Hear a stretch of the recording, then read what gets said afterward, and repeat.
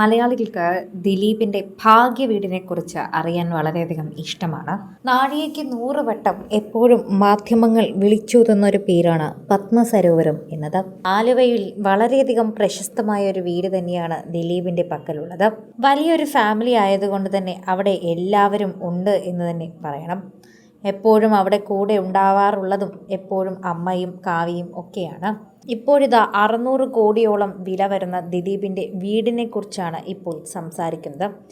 പെരിയാർ തീരത്തുള്ള 600 കോടിയുടെ വീട്, ആലുവ കൊട്ടാരത്തിൻ്റെ തൊട്ടടുത്തുള്ള ദിലീപിൻ്റെ ഭാഗ്യവീട് ഒരുപാട് നാടകീയ രംഗങ്ങൾ കണ്ടിട്ടുള്ളൊരു വീട് കൂടിയാണ്.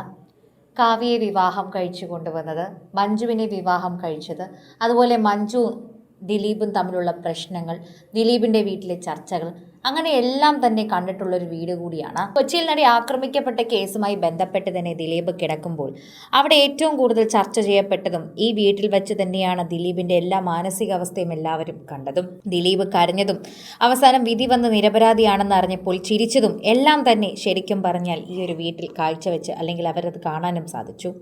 അങ്ങനെ ഒരു ഭാഗ്യ വീടാണ് ദിലീപിൻ്റെ വീട് എന്ന് പറയണം. പെരിയാർ തീരത്തുള്ള 600 കോടിയുടെ ഈ വീടിൻ്റെ എല്ലാ ചിത്രങ്ങളും നേരത്തെയും പുറത്തു വന്നിട്ടുള്ളതാണ്. ഇവരെല്ലാവരും സോഷ്യൽ മീഡിയയിൽ ചർച്ച ചെയ്യുന്ന വിഷയമാക്കിയിട്ടുള്ളതുമാണ്. ഏറ്റവും കൂടുതൽ പ്രേക്ഷകർ ചർച്ച ചെയ്യാനുള്ള കാരണം ദിലീപിൻ്റെ പത്മസരോവരം ഭാഗ്യമുള്ള വീടായതുകൊണ്ടാണ് എന്നാണ്.